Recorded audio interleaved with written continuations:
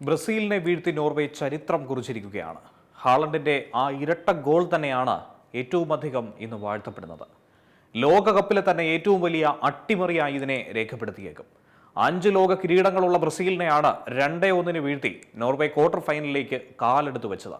ന്യൂജേഴ്സിയിലെ മെഡോലാൻഡ് സ്റ്റേഡിയത്തിലായിരുന്നു ഈ ചരിത്ര മുന്നേറ്റമുണ്ടായത്. 79-ാം മിനിറ്റിൽ ഹെഡറിലൂടെ ഹാളണ്ട് നോർവേയെ മുന്നിലെത്തിച്ചു. തൊട്ടുപിന്നാലെ 90-ാം മിനിറ്റിൽ ഇടങ്കാലിലൂടെ ഗംഭീരമായൊരു ഷോട്ട് കൂടി വലയിലെത്തിച്ച് ജയമുറപ്പിക്കുകയായിരുന്നു. ഇഞ്ചുറി ടൈമിൽ പെനാൽറ്റിയിലൂടെ നെയ്മർ ഒരു ഗോൾ തിരിച്ചടിച്ചെങ്കിലും ബ്രസീലിന് മുന്നേറാനായി സമയം തികഞ്ഞില്ല എന്നുള്ളതാണ് യാഥാർത്ഥ്യം. ഏറ്റവും രസകരമായ കാര്യം, ഫുട്ബോൾ ചരിത്രത്തിൽ ബ്രസീലിനെ ഇന്നും തോൽപ്പിക്കാൻ കഴിഞ്ഞിട്ടില്ലാത്ത ഒരേ ഒരു ടീമായിരുന്നു നോർവേ. ഇതുവരെ 6 മത്സരങ്ങളിലും ബ്രസീലിന് ജയിക്കാൻ കഴിഞ്ഞിട്ടുണ്ടായിരുന്നില്ല. ഈ റെക്കോർഡ് ഇപ്പോൾ കൂടുതൽ ശക്തമായി മാറിയിരിക്കുന്നു. ആദ്യ പകുതിയിൽ ബ്രൂണോ ഗാമറിഷിന് ലഭിച്ച പെനാൽറ്റി നോർവേ ഗോളി ഓറിയാൻ നീലാൻ സേവ് ചെയ്തതാണ് ഈ മത്സരത്തിന്റെ ടേണിംഗ് പോയിന്റായി മാറിയത്. 66% പന്ത് കൈവശം വെച്ച നോർവേ മധ്യനിരയിലും കരുത്തുറ്റ മുന്നേറ്റം തന്നെയായിരുന്നു കാട്ടിയത്.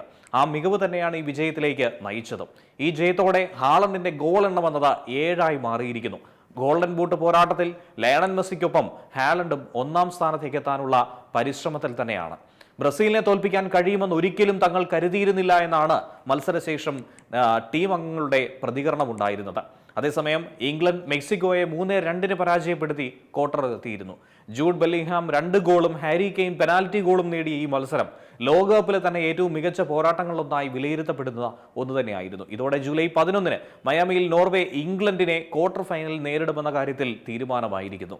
ബ്രസീലിനെ സംബന്ധിച്ച് യൂറോപ്യൻ ടീമുകൾക്കെതിരെ തുടർച്ചയായ 6-ാം ലോകകപ്പ് പുറത്താകൽ കൂടിയാണ് ഇത്. കാർലോ ആഞ്ചലോട്ടിയെ കോച്ചാക്കിയിട്ടും ഈ പ്രവണത മാറ്റാൻ ബ്രസീലിന് ഇതുവരെ സാധിച്ചിട്ടില്ല എന്നുള്ളതാണ് യാഥാർത്ഥ്യം. നോർവേയുടെ ചരിത്ര മുന്നേറ്റം എത്രത്തോളം തുടരുമെന്നുള്ളതാണ് ഫുട്ബോൾ പ്രേമികളൊക്കെ തന്നെ ഉറ്റുനോക്കുന്നത്.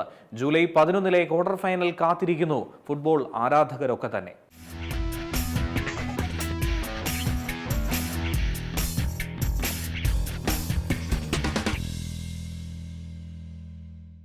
ഏറ്റവും പുതിയ വാർത്തകളും വിശേഷങ്ങളും വിരൽത്തുമ്പിലറിയാൻ സീ മലയാളം ന്യൂസ് എല്ലാ ഡിജിറ്റൽ പ്ലാറ്റ്ഫോമുകളിലും ലഭ്യം.